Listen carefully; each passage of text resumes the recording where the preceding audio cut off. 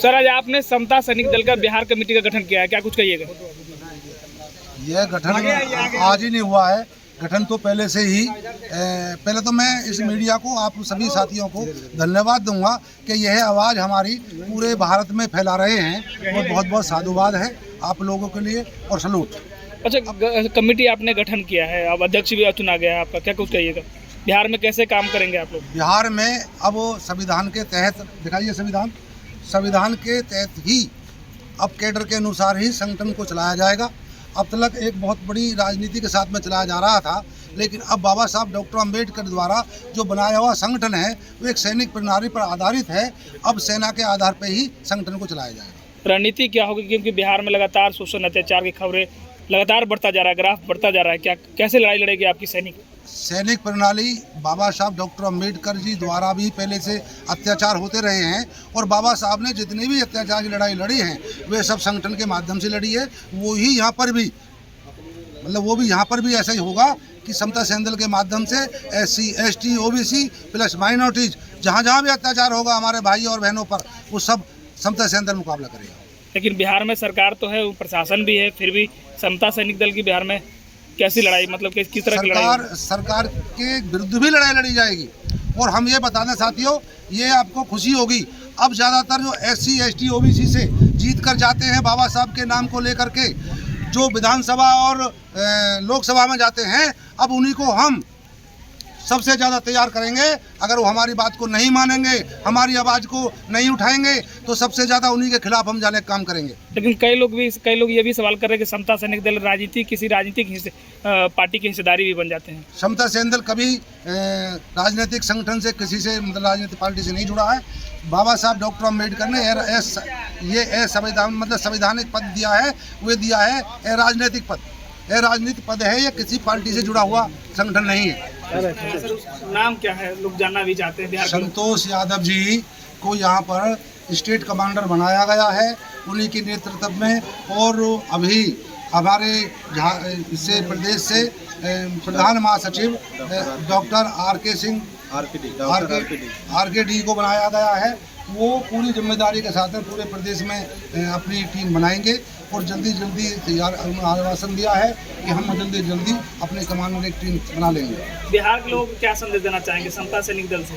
बिहार के संदेश मैंने दिया है कि अगर यहाँ की लड़ाई अगर केंद्र तक पहुँची है तो हम पूरा केंद्र में प्रधानमंत्री को घेरने का काम करते हैं, पूरे पार्लियामेंट को घेर लेते हैं। अगर यहाँ लड़ाई नहीं सुलझी तो वो अपने एक कमांडर हैं हमारे संतोष यादव जी, वो हमें बताएं कि हमारी लड़ाई यहाँ नहीं निपटेगी तो हम दिल्ली को प्रधानमंत्री घेरने का काम करते हैं। ये बाबा साहब का बनाया हुआ संगठन है और सरकार बनने से पहले जो भी सरकार बना, जो भी सेना बना, वो आज़ादी के बाद बना। और ये हमारा संगठन बाबा साहब 24 सितंबर 1924 को गठन किए थे, इसलिए ये सबसे पहले का सेना है समाज के लिए, और समाज में हम लोग काम करते हैं। जिनके ऊपर बिहार में अत्याचार शोषण हो रहा है, उन लोगों को जो पीड़ित हैं, उनके तरफ से आपके क्या संदेश होंगे?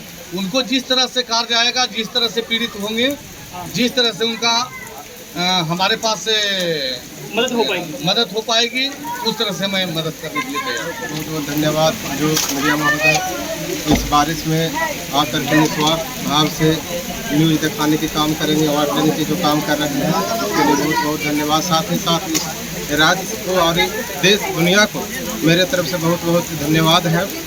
आज का जो कार्यक्रम है कि समता सैनिक दल के द्वारा बिहार प्रदेश में स्टेट कमांडर का चुनाव किया गया और general secretary state of Bihar का भी चुनाव किया गया। तो इसके लिए मैं जो चुनाव कराने के लिए राष्ट्रीय महोदय जो दिल्ली से चल के यहाँ आए हैं, राष्ट्रीय तेग सिंह गौतम साहब जी को मैं बहुत बहुत धन्यवाद दे रहा हूँ। ये जो समता सैनिक दल है, समता सैनिक दल यानी शॉर्ट नाम इसका है SSD, ये बाबा साहब के द्वारा बनाया हुआ संगठन है। 24 सितंबर 1924 में बाबा साहब ने इस संगठन को स्थापना किए थे और ये संगठन का उद्देश्य है भ्रष्टाचार पर रोक लगाना और शासन और प्रशासन से मिल करके जनता को न्याय दिलाने की काम करेगी। और ये संगठन के माध्यम से जो भी शासन और प्रशासन से जो काम नहीं हो रहा वो संगठन के द्वारा किया जाएगा।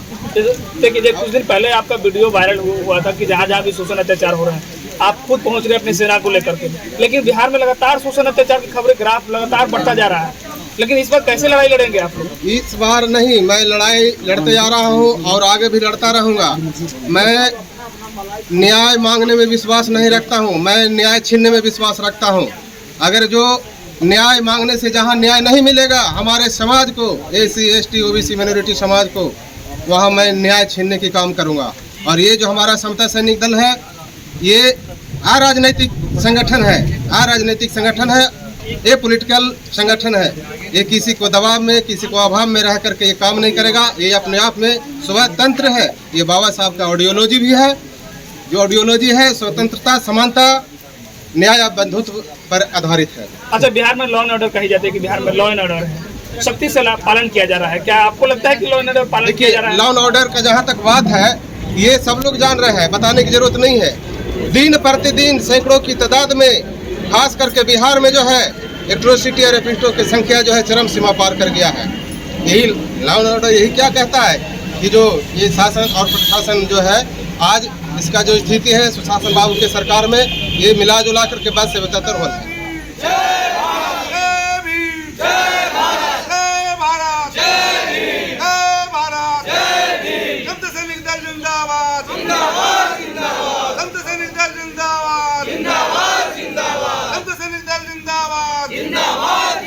बाबा साहब डॉक्टर अम्बेडकर, बाबा साहब डॉक्टर अम्बेडकर।